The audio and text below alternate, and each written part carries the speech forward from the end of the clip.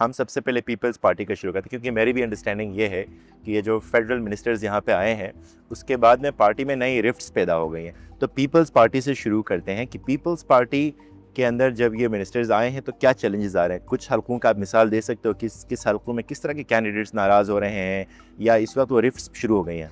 खैर देखें ना, अगर हम पीपल्स पार्टी से स्टार्ट करें तो पीपल्स पार्टी नोट और बहुत बड़ी जमात है। गिलगित बल्तिस्तान के लिए बहुत कुछ उन्होंने किया भी है। मेन स्ट्रीम पार्टी हर एक ने किसी न किसी फॉर्म में आज तक कुछ ना कुछ तो किया है, क्योंकि हुकूमत में आप आते हो कोई ना कोई एक्टिविटी तो या कोई ना कोई किसी न किसी प्रोसेस के थ्रू आप असिस्ट तो करते हैं। पीपल्स पार्टी पहले भी इलेक्शन जीत चुकी है, लेकिन 2009 की बात की हम बात करें, चूँकि लीगल जो एक गिलगित का स्टेटस था एक ऑर्डर की फॉर्म में वो चेंज होता है। और गिलगित बल्तिस्तान असम्बली की बात करें या गिलगित बल्तिस्तान में पहला जो एक सूबाई नुमा जो एक सेटअप है वो पीपल्स पार्टी ने ही दिया था, और पहली हुकूमत भी पीपल्स पार्टी की ही बनी थी, चूँकि वफाक में पीपल्स पार्टी हुकूमत थी। तब चूँकि मेहदी शाह वज़ीर आला बने और उसके बाद तब के वो सदर भी थे, फिर पीर करम अली शाह बाद में गवर्नर बने।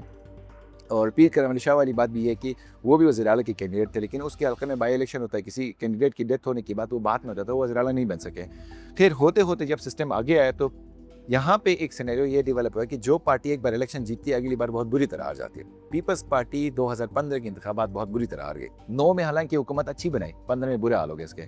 फिर उसके बाद 2020 के इंतखाबात में भी बिलावल भुट्टो खुद आपको पता है, हमने खुद आईबीएक्स में उनका इंटरव्यू भी किया है और बहुत सारी चीज़ें हमने देखी ग्राउंड पे भी। ऑलमोस्ट 1 महीना यहाँ पे गुजार के वो चले गए और कहा कि मैं गिलगित बल्तिस्तान में हुकूमत पीपल्स पार्टी की बना के चला जाऊँगा। गंडापुर गवर्नर है उसमें बैठे, तब राजा जलाल जो अब IPP में है वो PTI में थे।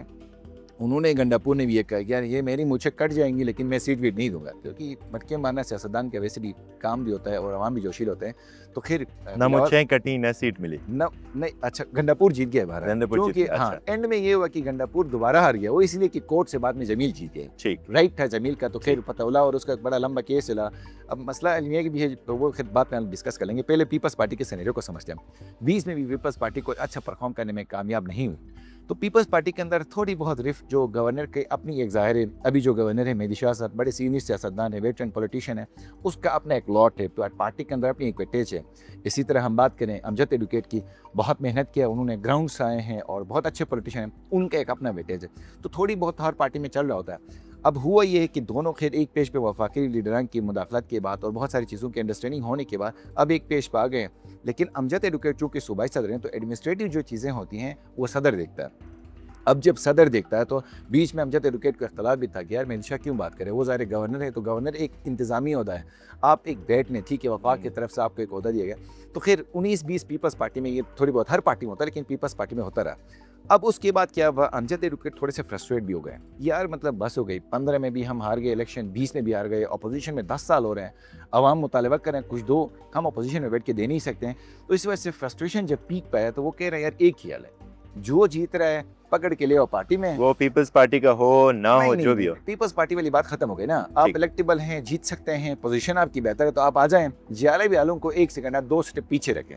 तो ये इस अप्रोच के साथ पीपल्स पार्टी मैदान में उतरी है और इलेक्टेबल्स नो डाउट उन वो अपने पार्टी में लेके आए और बहुत सारे इलेक्टेबल्स लेके आए। मसला अब ये हुआ है, अब जब इंटरव्यूज वगैरह हो गए, टिकट के तकसीम वाले मामला आ गए, तो वो सब पूछ रहे अब अमजद एडवोकेट से भी, पीपल्स पार्टी से भी, भाई साहब आप हमने लेकर तो आए थे टिकट देने के लिए, अब किधर है आपका टिकट।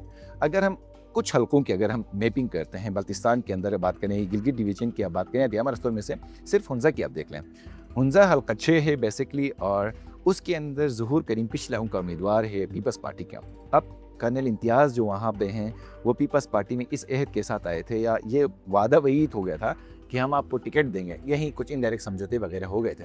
अब ये है कि ज़हूर एडवोकेट और बाकी सारे कह रहे हैं यार ये बंदा तो ठीक है, कल तक पीपल्स पार्टी में था नहीं, काउंसिल में उन्होंने इस्माइली काउंसिल में किसी में काम किया, उससे पहले फौज में हो रहे हैं, रिटायर्ड कर्नल हैं, अब लाके कहाँ से वो पीपल पार्टी का और हमने 10-20 साल 30 और साल मैं ग्राउंड पे बैठा हूँ तो क्या है। इसी तरह वहाँ पे रहमत हैं और भी लोग हैं वहाँ पे, तो वो कह रहे हैं यार पैराशूटर्स नहीं होने चाहिए। अब वो टिकट वाले मामले के बाद रिफ्ट वाला नकलीज़म कुछ स्टार्ट होगा। इसी तरह बहुत सारे और हल्के हैं जिनके अंदर ये वाले मामला चल रहे, तो इलेक्टेबल्स को लेके पीपल्स पार्टी थोड़ी सी ज़रूर सूबाई क़यादत थोड़ी सी परेशान ज़रूर है। अब इसी तरह जो वुमेन की रिजर्व सीट्स थी उन पर भी अब मसला आ गया। कुछ ख़वातीन हैं जो बैठ के एक्टिवली वो कह रही थी, पॉलिटिक्स का हिस्सा भी थी, फेडरल में थी, कुछ गिलगित में थी, उस बात पे भी थोड़ी बहुत अभी खींचतानी चल रही है। फिर पॉलिटिकल प्रोसेस के अंदर ये सब होता रहे तो ओवरऑल पीपल्स पार्टी अब उतनी कॉन्फिडेंट जनरली अगर हम देख लें बहुत ज़्यादा है नहीं।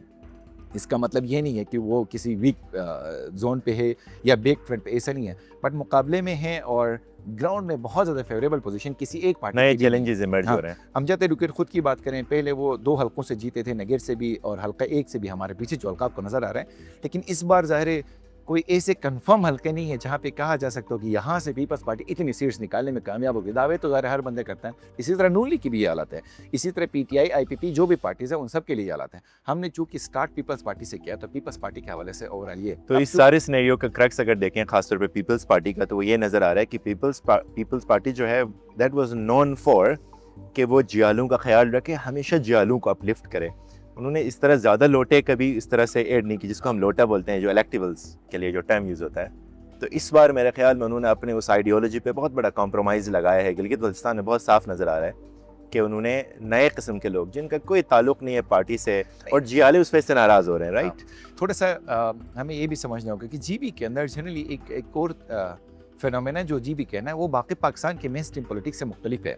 यहाँ पे कोई नवाज शरीफ के आइडियोलॉजी पे वोट नहीं देता, न यहाँ पे किसी जरदारी के या बहुत कम नज़ीर के है, रईस नहीं कि नहीं है, बहुत कम है, बहुत ज़्यादा कम है। यहाँ पे इंडिविजुअल बंदे की वेटेज बहुत ज़्यादा होती है, वो मानी रखती है। तो पीपल्स पार्टी ये सोच रही है कि यार इलेक्टिबल्स को लेके आते हैं, हुकूमत बनाते हैं, हुकूमत बनाने के बाद उसका काम ही है कि अमजद रुकैर खुद हमारे पॉडकास्ट में उन्होंने यही कहा था, हुकूमत हम बना लेंगे, उसके बाद जितनी भी जियाल हैं उन सब को अकोमोडेट करेंगे।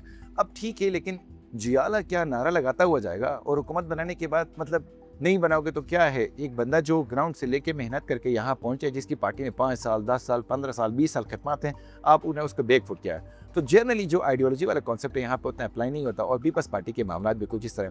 लेकिन सिनेरियो अभी आगे वक्त के साथ जब हम इलेक्शन के करीब होते जाएंगे तो मुख्तलिफ हो सकते हैं, और जब टिकट की तकसीम होगी और फिर हम देखेंगे कि सिनेरियो किस तरह बढ़ते हैं। चूँकि आज हम जो डिस्कस करें ये एक प्री मेच्योर फेस है, इलेक्शन के अंदर अब टाइम है, 1 महीने से ज़्यादा करसे का टाइम है, तो अभी तक के हालात चूँकि हम बताना है कि अभी तक के ग्राउंड की सिचुएशन इसी तरह। और इसमें पीपल्स पार्टी की जो फेडरल लेवल पे भी जो पोजीशन है, पूरे पाकिस्तान लेवल पे जो पोजीशन है, वो मेरे ख्याल में उतनी स्ट्रॉन्ग नहीं है जितनी स्ट्रॉन्ग आज से 2 साल 3 साल पहले थी।